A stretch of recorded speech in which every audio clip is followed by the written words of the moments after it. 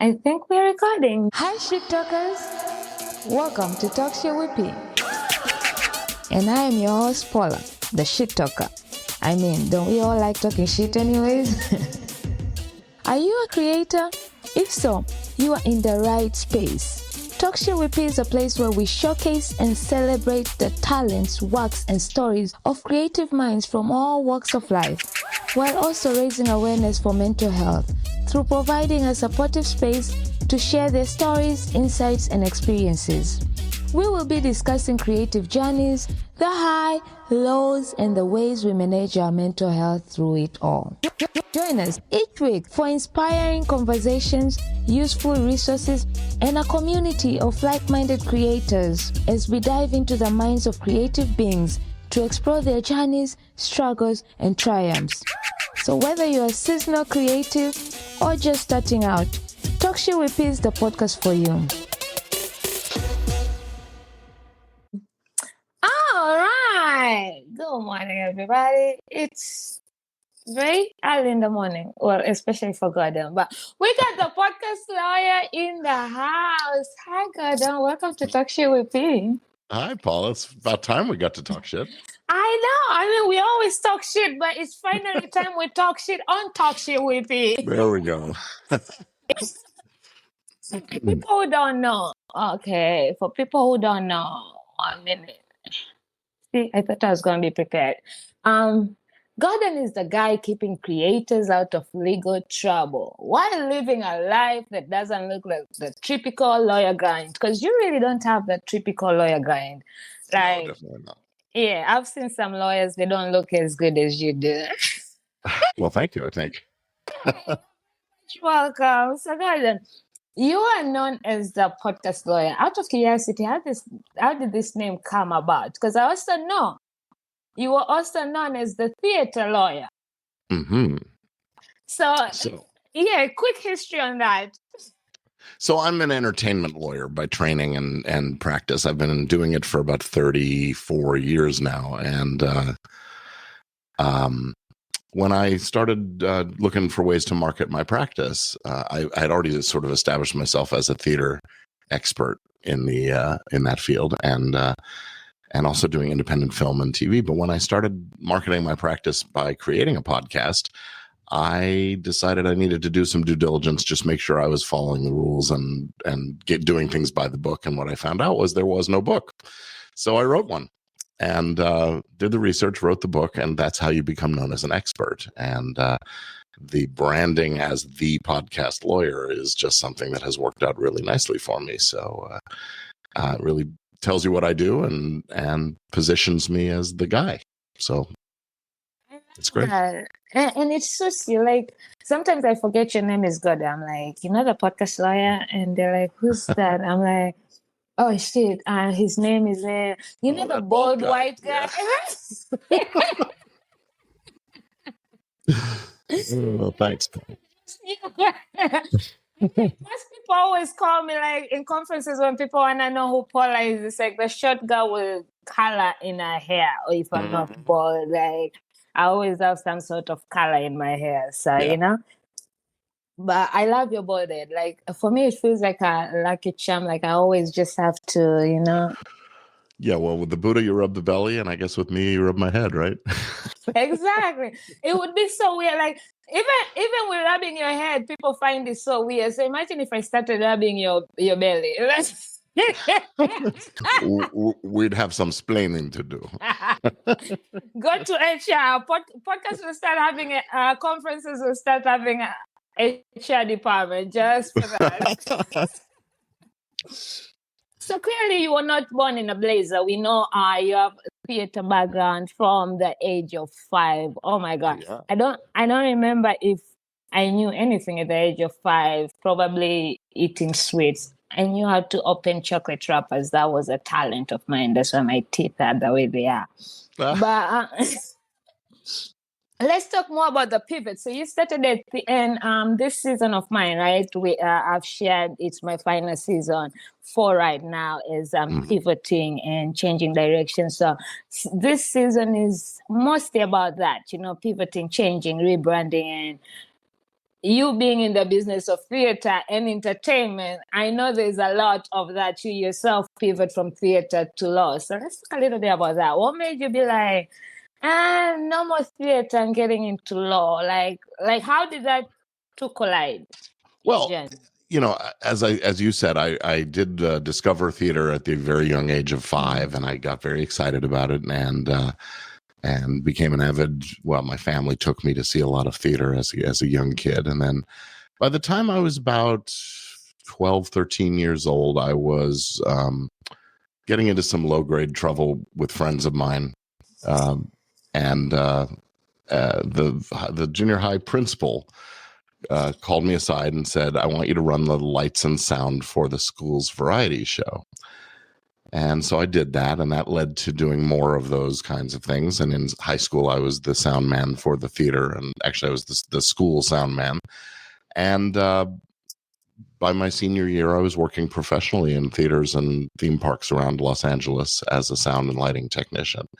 So I started college expecting to be in the theater major, but that was a performance-oriented program, and as hard as it may be for you to believe, I did not want to be on stage. I didn't want to be in the spotlight.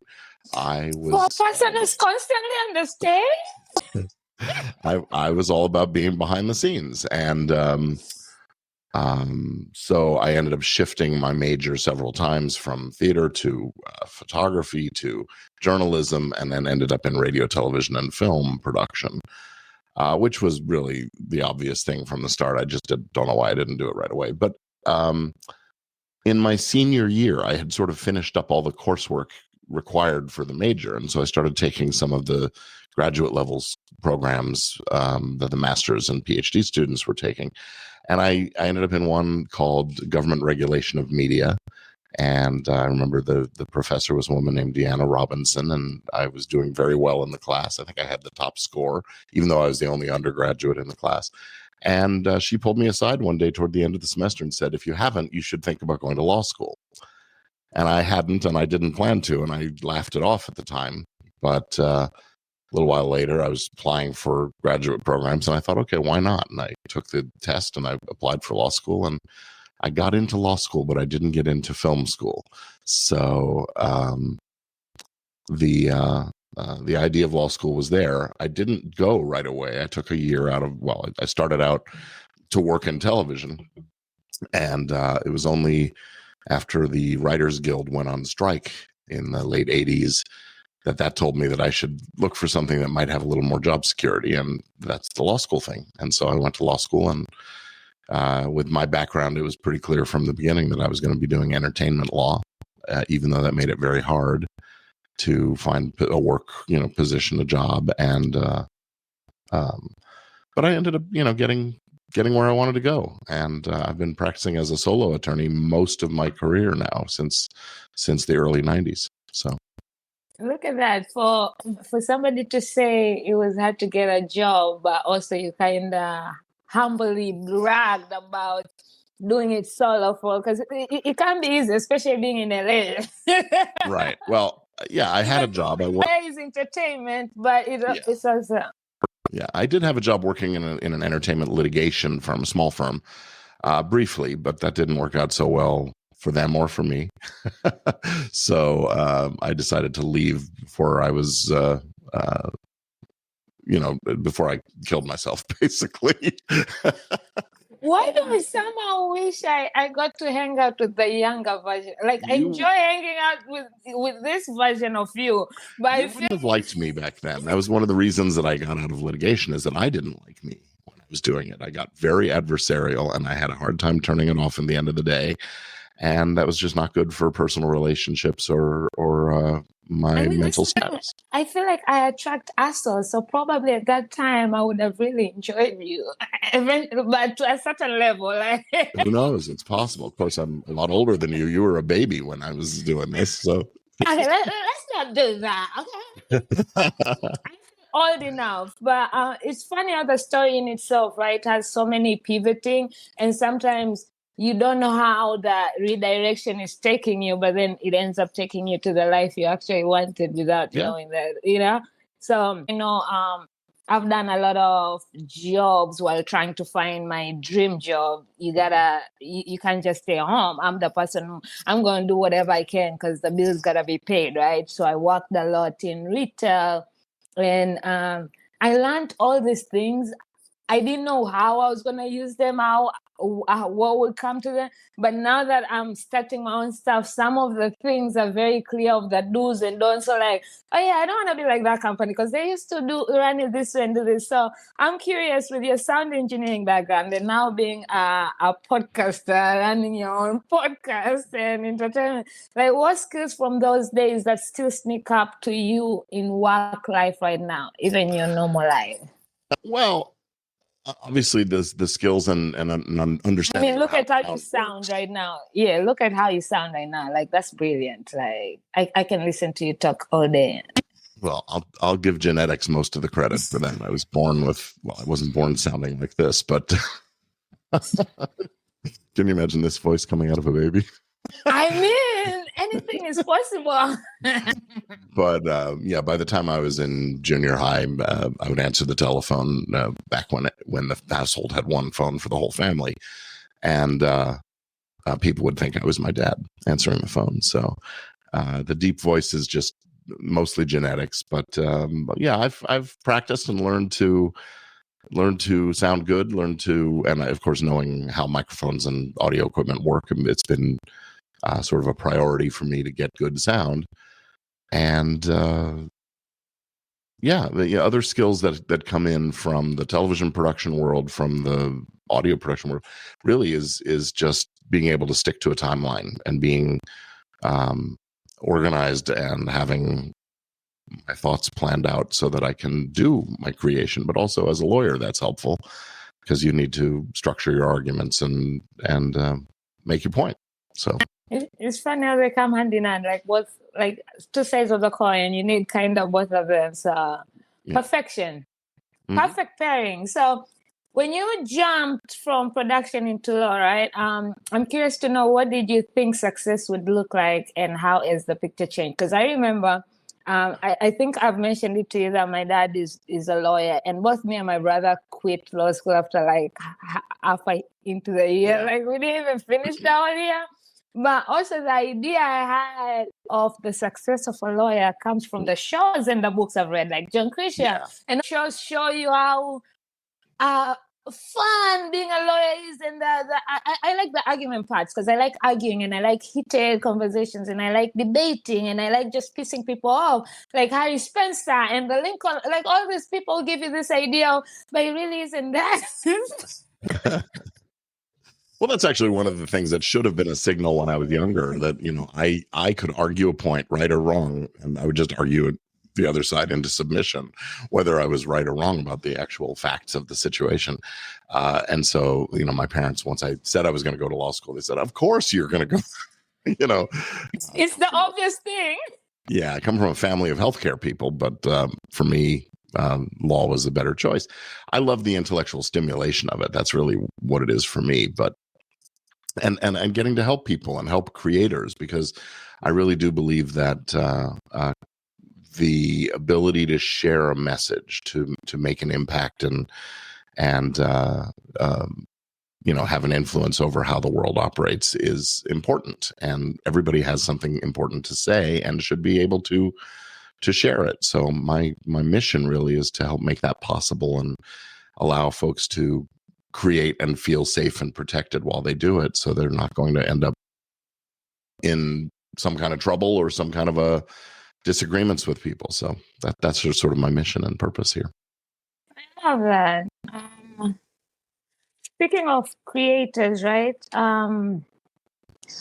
Helping protect creators and stuff. Podcasters, we love to push boundaries. I feel like most creators, I'm not going to just put podcasters, but also, you know, we love to push boundaries. And how do you balance protecting creators without putting them in a cage of fear? Because again, when you hear things about you can get sued.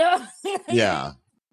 Well, yeah, here in the States, we're very fortunate that the First Amendment is a very robust protection for free speech and free press. So that's really our both first and last line of defense is, you can't be, well, it's not that you can't say things and have consequences. You're free to say what you want, but the consequences are something you need to be thinking about. So my goal is to educate and inform creators so they understand the boundaries. And as you're right, every, being confrontational, being challenging, coming up with a viewpoint or a message that is a little shocking to people is often the best way to get their attention and get them to start thinking about other ways of looking at situations. So it is important that we can push those boundaries, but you have to first know where they are and what they are, and then we can examine ways to expand the freedoms that we have. So. Yeah, I mean, it is hard to, well, look, if a creator feels that they're in a cage, then we need to look at what is it about this situation that can change, that can free you from that cage. And it may be as simple as just not using explicit language or not naming individual by name, but, identifying them more broadly so they don't come after you for defamation, those kinds of things. So there's always workarounds.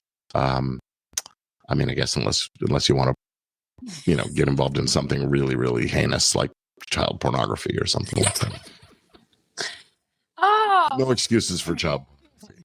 The boundaries are important. Boundaries are important, but it's not true about the ways around it. I'm a person who sometimes speaks way too much of my mind on social media, and I've learned that it's okay to speak your mind, but also you have to realize that once you put it out there, you can't take it back, right? Yeah, I had to learn that, like, is this necessary? Like, do you really need to say this? Because if it's not going to do anything, it's going to be out there, and who knows? Like, we have seen how people's tweets come up 10 years later and still people are going about a tweet they wrote 20 years ago. And I think maybe that's why I stopped tweeting, and I also shut down my Facebook, because those were the places that were mostly getting me in trouble. Yeah. Because I get triggered about what I see. So I was like, okay, if I'm not going to just look and keep it moving, then maybe I don't need to be on this platform until I can control my emotions or the need to not just say whatever the fuck I want to say. So, yeah, it's interesting. We, generationally, we have different ideas about privacy. I'm sure you and I think about it a little differently, and I know my kids think about it very differently than I do, and my parents and grandparents thought about it differently. Privacy is one of these things that has to start with us. Without, if you want something private, then don't share it. Don't tweet it out to the world. It's amazing how many people think, well, I can talk about me, but you can't talk about me. And that's just not the way it works. I'm like, once you put your business out there, it's for everybody to talk about it. You can say people in my business when you're the one who put your business. Right. Hey, if you don't want people to know you wear polka dotted underpants, don't hang them on the clothesline outside where everybody can see. I love to work the word underpants into an interview. No, I mean, imagine, do we need to ask you to stand up, Gordon? Because I'm wondering what... No. Okay, moving on. Rap Shit with P is more than just a name. It's what we do. We make visions come alive. From branding and merch to curated gifting and virtual assistant services. We help creatives, entrepreneurs, and businesses show up bigger, bolder, and better. So if you're ready to level up your vision, connect with us on IG at rapshitwithp or rapshitwithp@gmail.com. And that's WRAPSHITWITHP, rapshitwithp@gmail.com or rapshitwithp on Instagram. Rap Shit with P, where access meets energy, where passion meets execution, and where every detail gets wrapped with love and excitement. So here's to season 10, the final season of Talk Shit with P. With speaking of protection and everything, right? With AI and digital remixing blowing up, and every day AI has become a conversation and a conversation. At one point, really, when AI talk started, I thought it's just going to die out. And then it really isn't. It's becoming more. And I'm a person who now relies on my chat GPT in office. It saves my life, y'all. Mm-hmm. It saves me from hiring people on doing things which literally ChatGPT helps me to do. So now that I even have the money to hire people, Gordon can tell you, I bother him about my law contracts and shit, and I haven't paid him yet. But don't be like me, okay? Don't be like me. Pay your people. I just have a long overdue tab with Gordon. That's all. So, what legal gray area do you see coming that creators are least ready for with this AI? And Well, it's not so much a gray area as just an unexpected area, but the thing to remember is that there's a couple things to remember. First of all, the way these AI systems have been trained is by basically going out and slurping up everything that's been on the internet for the last 40 years or whatever it is, and without permission in most instances. So there are some lawsuits cooking right now about what's going to happen with owners of copyrighted material that has been absorbed by these systems for training. And so that's one side, the training side. The other side is the outputs. The law is pretty clear that the output of a machine is not entitled to any kind of copyright or protection or ownership rights. So the only way to own material that comes out of an AI is to keep it to yourself. And even then, there's no telling the AI is not going to share it with somebody else anyway. So that's hard. You can't own what the AI creates unless you've contributed a lot of original material to the prompting part of it. And that we have yet to determine exactly what the threshold for that is. But the law is pretty clear. It has to be a human author in order to be entitled to copyright protection. The other component of the output side is if you use an AI and you ask it to create something, and that something comes out looking or sounding or reading very similarly to something that is already protected under copyright, so that the output isn't original material, it's copied. Well, you could still be sued for copyright infringement, even though you're not the one who made the offending similar copy. The AI is just a tool, and same as if you smash a window with your hammer, you can't blame the hammer, right?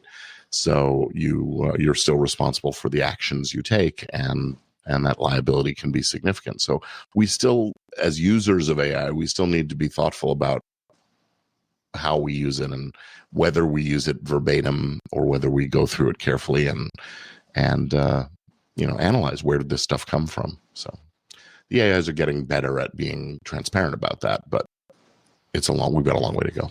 we sure do. I love when you said keep it to yourself. I mean, have you seen how social media right now is mostly AI created than personal creation? It's like you're telling somebody to create all this amazing stuff and then just leave it in your folder over there. Well, no, I mean, the point is, I think the value is in the original work of authors, human authorship. And there's a reason they call the AI stuff slop, because it's just not as compelling. And I think audiences pick up on it, even if they don't know for sure, oh, this is from AI. Right now, there's still the gee whiz factor of the AI stuff. Oh my gosh, I can't believe they made that baby talk, and dance with a chicken or whatever. Some of those videos are hilarious, and they're cute. You're like, oh, and then but they don't really add anything to society. Yeah. So that's the kind of thing we have to remind ourselves. And I think the best thing that we as creators can do is not rely too heavily on AI to do our work for us. Use it as a tool. Like I said, like Photoshop, it does not replace the job of the photographer who has that eye for what looks good. Same thing with AI. We have to bring our own sensibilities and originality to things. Exactly. And I was one of the few people who was so excited when YouTube started saying they're not going to pay creators who create AI create. Because I feel like anybody, yes, they perfect it. Maybe they're taking time, but there's a different thing with originality, because all the AI shit, when I see it on my timeline, I feel like they all look the same. I'm like, you can't even tell the difference. I'm missing like normal shit. Like, put your messy self out there. Let's see. Everybody is trying to be a creator now by using AI. AI is doing most of the job. You're literally just directing it. So are you really a creator? Like, no. So kudos to YouTube to saying that we are paying, because there are people who are really putting their time and energy on their work, or on their original work, and perfecting it. And I think that's what it should remain. I mean, they are fun. Every now and then it's okay, play around, create something fun. But the timelines are just exhausting these days. That's true. And they all look the same. I'm like, no. But okay, now let's strip the titles, right? And talk about Gordon, the human. This bold, incredible. People don't know how much of a teddy bear Gordon is, y'all. Like me and Amanda just love our teddy daddy. We keep naming him all these names every now and then. So outside of podcasting and law, right? You're a father, a brother, a husband, a son, an uncle, all those amazing, incredible things, a friend, a partner. How is Gordon the person grown the most over the last 5 years? And I say 5 years because that's how long I've known Gordon. Like, you might have known me later, but I started the podcasting world in 2020, and I saw you speak on the Podfest Virtual. So since then, I've known you. So I'm saying those 5 years. Okay. Well, that's interesting. The last 5 years have been sort of interesting because that also coincides with the pandemic, COVID. Yeah. I think I've gotten just more chill generally over the last 20 or 30 years, but these last 5 in particular, I'm just sort of more and more comfortable in my skin, more and more comfortable with how life is working out. Not that I'm not ambitious, but I'm sort of able to find some contentment in things and not feel like I have to always push for the next thing, for more of whatever. And it's interesting, I do some coaching, and the brand on the coaching is more, better, faster. And here I just heard myself say, well, that's not as important to me anymore. But I certainly know how to show people how to achieve more, better, faster. And that's my part of my purpose in life as well. What else? In the last few years, I think, it's a constant evolution. I've sort of found my voice in protecting and educating, informing, and helping creators, especially, protect themselves. It's what I've always done, but I'm approaching it much more differently now as really just a way of serving the world, the community, and advancing that idea that I was saying, is that everybody should have the right to share their ideas and make change in increments just from the words we say and the things we create. I love that. I love how you talked about the ambition and being content. I feel like, and that's one thing I'll be grateful for 2020. I feel like before that, everybody was just moving. Like me, myself, like I felt like I needed to be busy, but I wasn't really being productive. I wasn't really I was just, and then eventually the world slowed down, and it forced us to slow down. I feel like most people really realize what matters, and yes, ambition is good and stuff, but I think the purpose behind that ambition also matters. So these days, I'm so okay with having slow days, with being lazy, like things which I wouldn't have. Like I'd beat myself up, like why are you being lazy? Like there's all these things to do, but I'm like, the mind has to rest, the body has to rest, and sometimes you're not producing anything when you're pretending you have to be busy. You're not going to be productive. So I love that. I think that's one thing I also got from the pandemic, and I'm grateful. Feel like I'm at peace. Yes, I know I still need to grind hard, but I'm no longer on that hustle culture. Right. I mean, you hustle when you have to, but you have to remember that there's more to life. Yeah. And I hustle productively. I don't just hustle to hustle. Like I see is this worth my hustle, my grind? If it's not, no, I'm sorry. Yeah. It has to make sense. So what's something you used to downplay that you now lean into proudly? Like I remember when people used to tell me I'm too emotional, right? So I used to pretend I'm a tough person because I was tired of hearing, "Oh, you're too emotional." And I'm a crybaby. Like, I might be mad and cussing at you, but I'm crying. It's not that because I'm giving you my tears. No, like when I get angry, I cry. When I'm happy, I cry. When I'm sad, I cry. Like, I have so-called tears. That's why sometimes if I'm arguing with somebody, I have to walk away because I'm gonna start crying. But so I used to downplay my emotions, but now I lean into them. There's a reason why I'm surrounded with the love I'm surrounded or I've created, because I'm leaning into those. So what about you? Well, yeah, similarly, I think it's a little longer than 5 years, but I've really gotten much more in touch with my feelings, and it shapes who I am.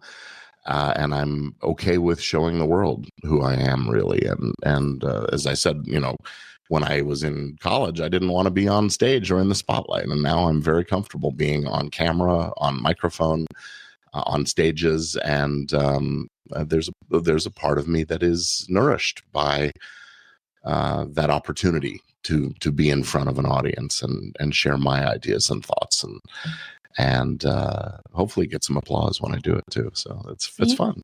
You do it damn well. Like I said, we were listening to a podcast movement together, and you were speaking in the room literally behind the one I was, and there was so much commotion happening. I had to leave my room to come and peep, and I saw it was Gordon on stage. I'm like, am I really surprised? No. To continue, and then I remember also later, so this is going to be a little bit sad because we recently lost Todd, but you guys also shared the stage, which I have those pictures. Outside, it was like a big panel. I think that's the biggest panel I've seen so far. It was incredible, and it was the longest session, I believe.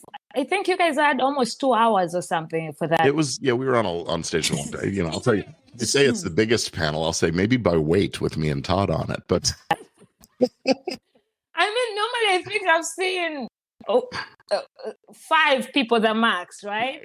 But it was incredible. Like, the lineup was very, it was a great lineup because y'all filled there and people were interactive. Like, every time I came, people were asking questions, because you can tell how a panel is doing by how interactive people are. Sometimes, you might be that good that people don't need to ask, but they also need to look interested and sleepy. But you guys looked alive. Like, I kept on saying, why do I have to run to my room? Because I really wanted to be out there. Well, credit where it's due. That was Jen and Tracy from the Podcast Professionals Association who put that panel together, and they did a fantastic job. So grateful to them for doing that. And just to speak real quick, as I say, we lost Todd. I feel like this year we have lost a few members of the podcast firm. So I just want to do a quick check-in. How are you doing? It was a blow to the gut when Todd passed, and I heard the word from a mutual friend, and it's been gratifying to see the outpouring of love and everybody sharing their stories about Todd. But it makes you. He and I were roughly the same age. He was about a year older than me, and that makes you think when people your generation are passing away suddenly, surprisingly, and I try to take care of myself, but it's as you kind of like a reminder. The body reminds you that you're not so young anymore. So you can't be partying with us until 3 a.m. Right. I'll tell you, that's one thing I've learned is that fear of missing out on some of the parties, some of the whatever. I just go to bed now. It's time. I'm tired. I'm going to be a mess tomorrow if I stay up late, and you just have to let go of that fear. You're not going to miss anything super critical. And if you do, someone will tell you about it. Exactly. You always have Paula and Amanda to fill you in and some shit. But it's funny because, again, we were with Todd and he looked amazing, always talking his shit with me. Yeah. Maybe one day I will share the first story he told me. I think I told you one time when we were, and that was last year in podcast movement when we were in DC. And it's funny, I also have a video of, because I realized I didn't take any pictures with him this time, which is weird for me because I take pictures with, like, the first thing that comes out of me is my camera.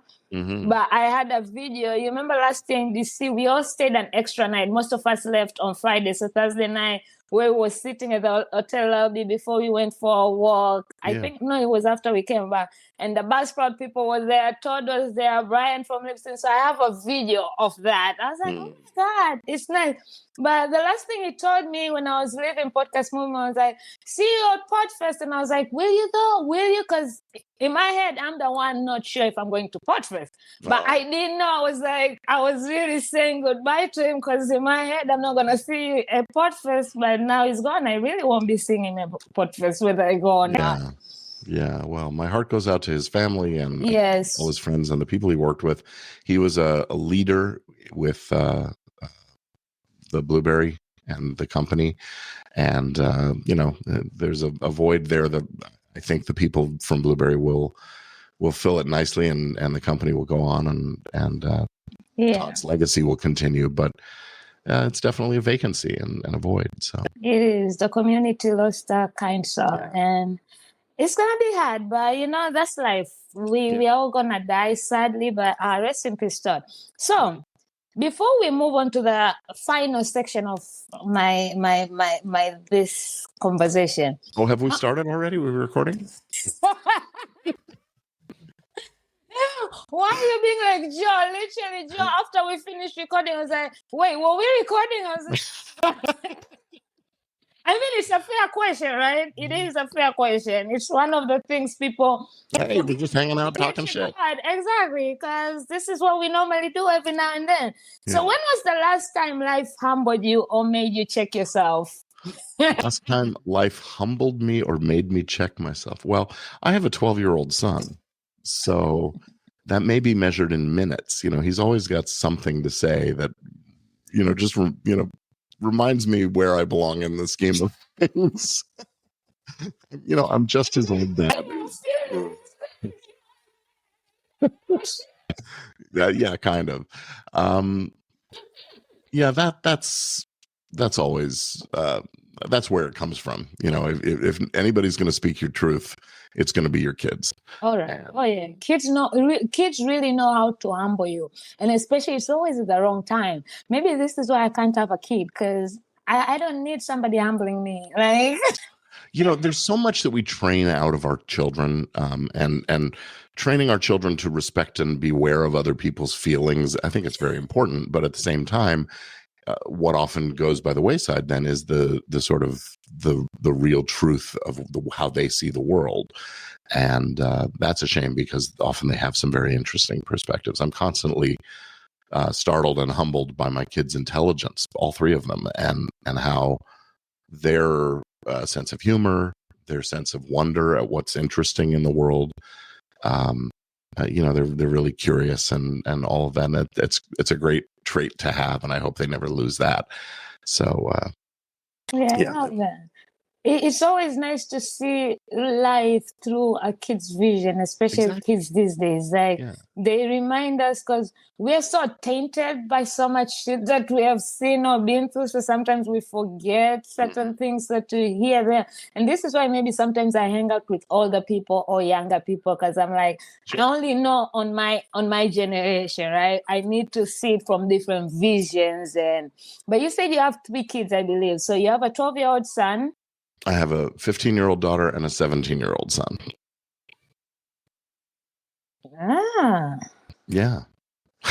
And 2 dogs and 3 cats, and my wife and I, and a house that is always in some state of chaos. See, but when you lock yourself in there, you can't hear shit. Like, there's no dog, there's no cat, there's nothing. Did you soundproof that room or what? It's not soundproof. If you listen, well, the microphone does a nice job of not picking up too much in the background, but the dogs are barking in the other room. So, all right. So since I am big on mental health and taking care of your mental health, and you being a lawyer in entertainment where things are constantly changing, you have to work with your clients. Was there a moment you thought, if I keep working like this, I'll burn out? And if so, what pivot kept you sane? Well, there have been moments like that over the years. Actually, less tied to, well, I shouldn't say that, somewhat tied to work, but also tied to my personal life, where I had real crises of confidence. And yeah, the pivot, well, look, if you're feeling troubled, go get some help, go talk to somebody. That's what really made a difference for me, was getting some psychological help and having therapy and someone to talk with. He was an interesting guy. My first therapist that I went to was also a Buddhist monk, and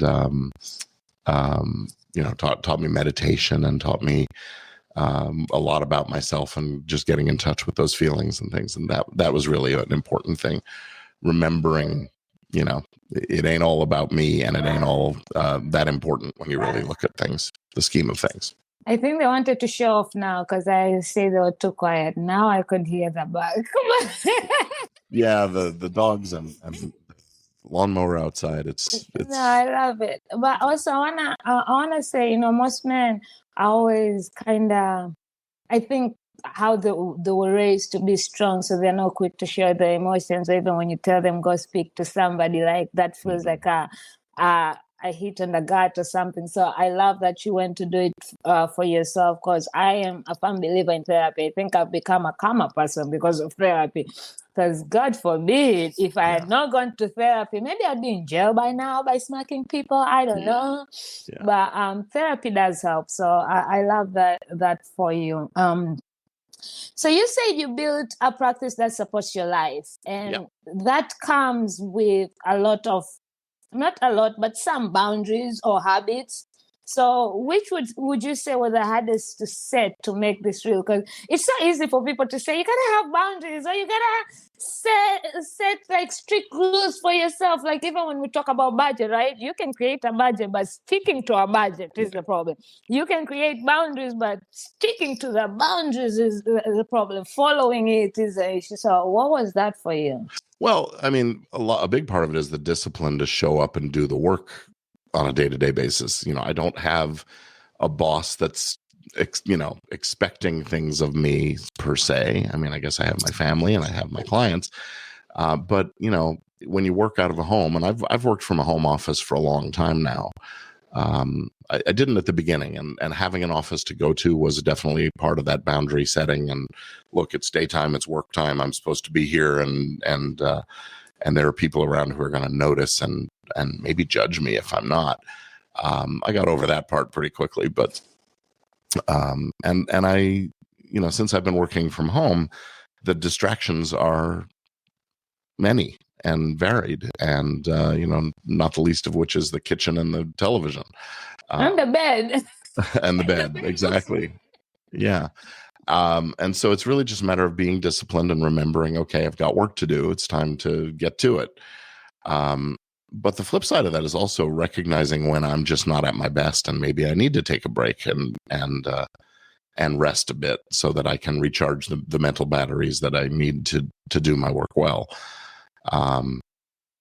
What else is a boundary that's important? Well, for me, the boundary since I've had kids has been the workday has a finite end. It ends at 5 or 6 o'clock, and from then on, I'm available to the family for to be there for dinner. I actually do most of the cooking in our house, and I didn't say it was good cooking; it's just cooking. I mean, food is food. You're gonna eat it. I don't have to cook it. Yes, exactly. And so being there for them to sit down for a family dinner every night. A lot of lawyers don't get to say that because they're working 15, 16, 18-hour days. And so that's always been important to me, is, to be available to my family and to witness their growing up, the kids growing up, rather than where did the time go?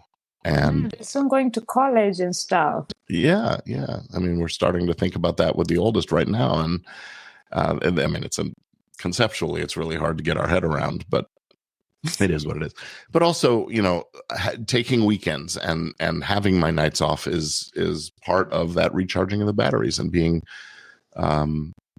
sensible about, yes, it's my career, it's my business. If I don't do it, nobody's going to do it. But at the same time, it's not the only thing in my life, and it's not even nearly the top of the most important things in my life. So keeping it in that perspective is important as well.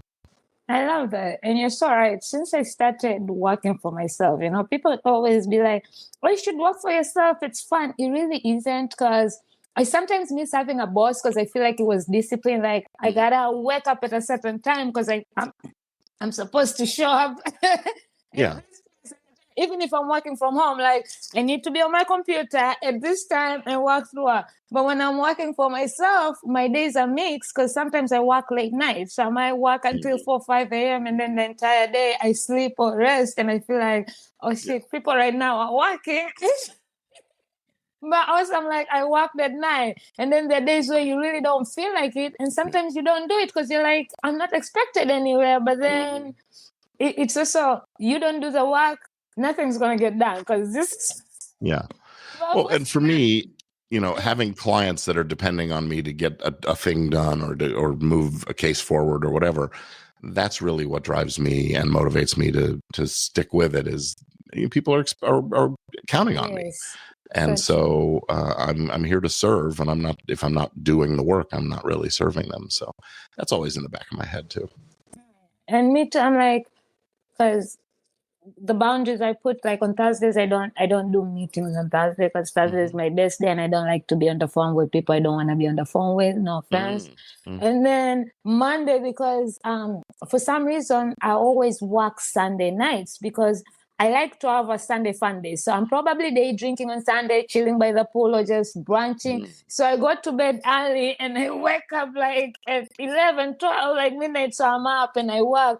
So Mondays, I start my days like I don't take meetings until 12 o'clock. That way, even if I go sleep at 5, I can have enough time. I don't have to wake up at 10 to do a meeting. So I think that kind of works on me, choosing the days that I feel like I'm more energetic to give to the people. Mondays always sucks. So I'm like, Sure. I do time blocking also, where I have certain hours of certain days that I set aside for certain kinds of projects so that I know, on Thursday afternoon when I'm going in to record a podcast episode, that's sort of the only thing I have going at that time. And I know I have the freedom to do that because I've gotten the other things done for the week, or I've put in my time in the other trenches, I guess you could say. I love that. So I'm going to ask you a eat your words question, right? In all your content and advice giving, what's a piece of guidance you used to give or believe that you have since had to eat your words on? Nothing, because I'm without flaws. You said I'm perfect. What do you mean? No, that's a hard one. I'm trying to think. Have I had to really genuinely eat my words completely? No, I mean, semi like a bite, like a cookie bite, and somebody's sharing an edible with you and you don't want to take it all because you're not sure what to do. So like you just... Yeah, I don't know. I think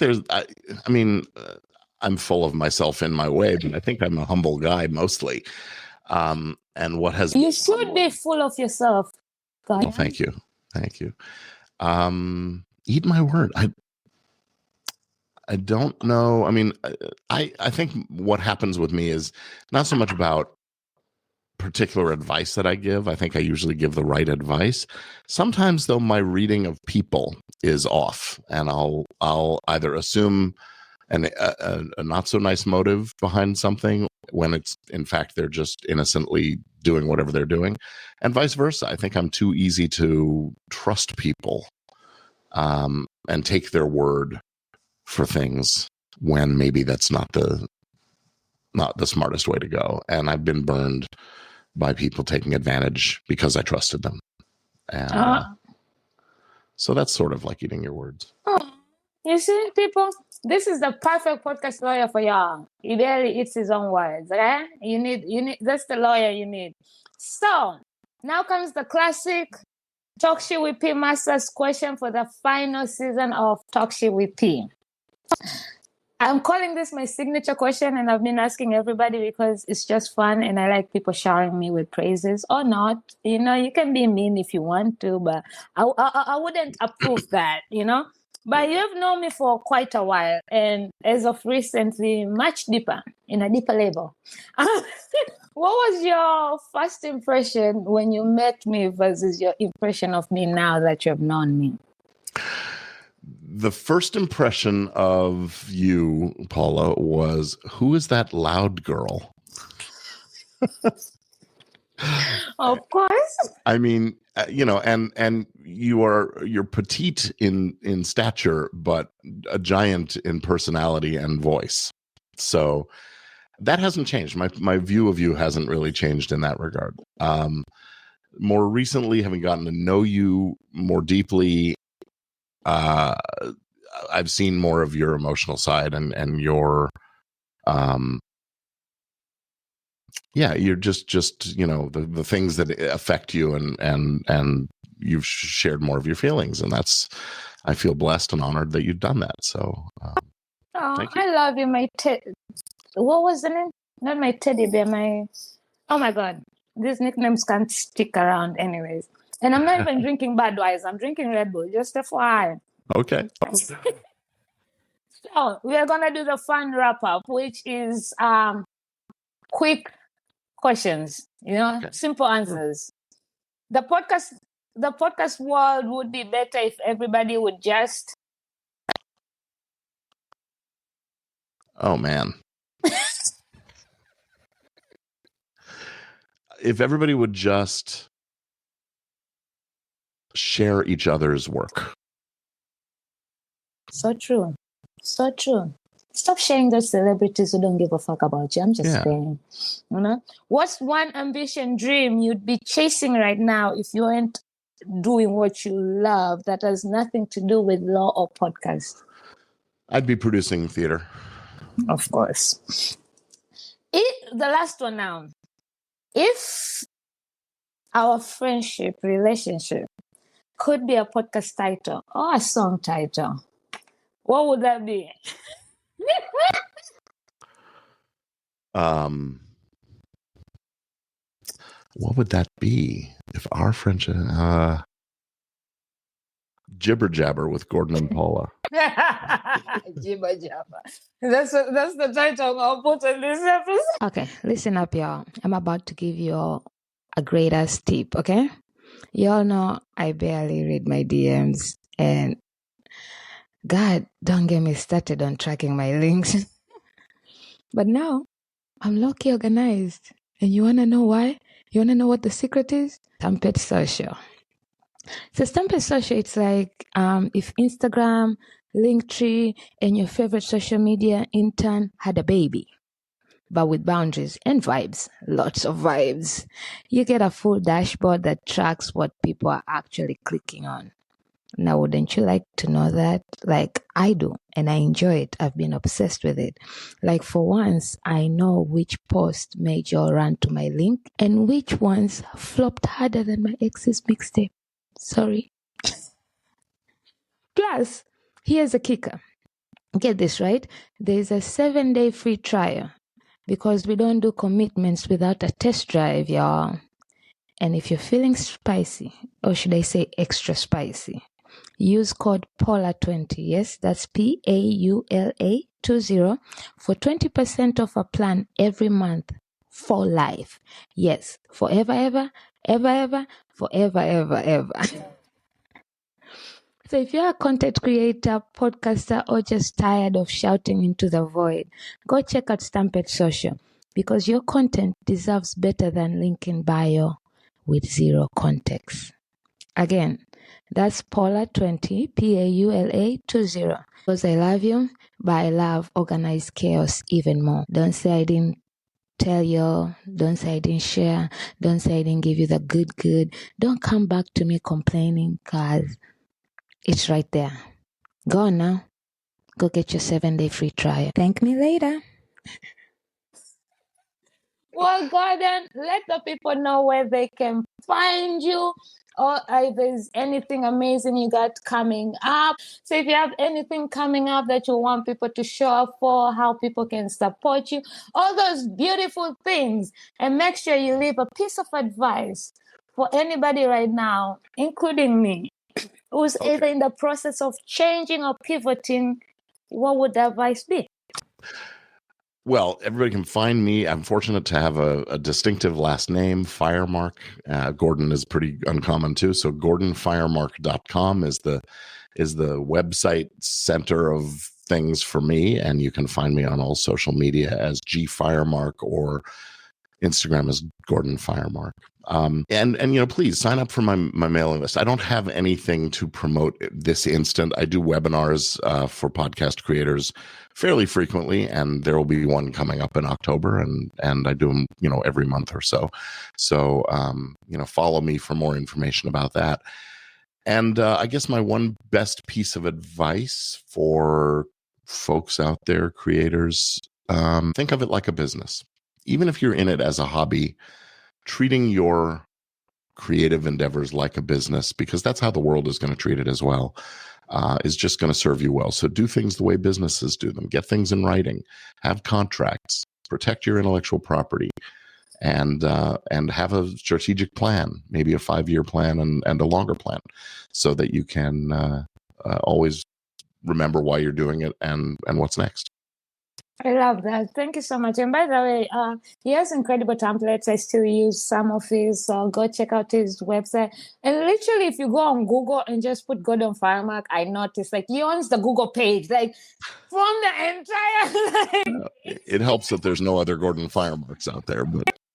So it was I was just oh, wow, because if you Google me, you have to kind of click a few clips, but his was right there. So that's amazing. But Gordon, thanks for hanging out with me this morning. We can finally say we have talked shit with Talk Shit with P on Talk Shit with P.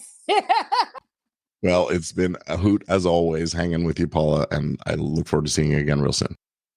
All right. And recording. Thank you, Shit Talkers, for tuning in and spending your valuable time with us. We appreciate you. To connect with us more, make sure you subscribe to our newsletter and catch all the shit-talking vibes before anybody else. You can subscribe to our newsletter through our website, www.talkshitwithp.com, and or our merchandise website, www.talkshitwithp.shop. And while you're there, feel free to shop away. Talk Shit with P is available on all social media platforms with the handle Talk Shit with P. Follow us and engage with us. Better yet, if you're feeling generous, give us a review on Apple Podcasts and or rate us on Spotify. You can also share a beer with me where my beer lovers at. I mean, what better way to support the movement than sharing a beer with me by buying me a beer at buymecoffee.com. Thank you for listening, sharing, engaging, and support in any way that you do. Remember, new episodes are out every Wednesday, and for part 2, if any, on Fridays. Let's talk and all listen to some shit. Happy shit talking.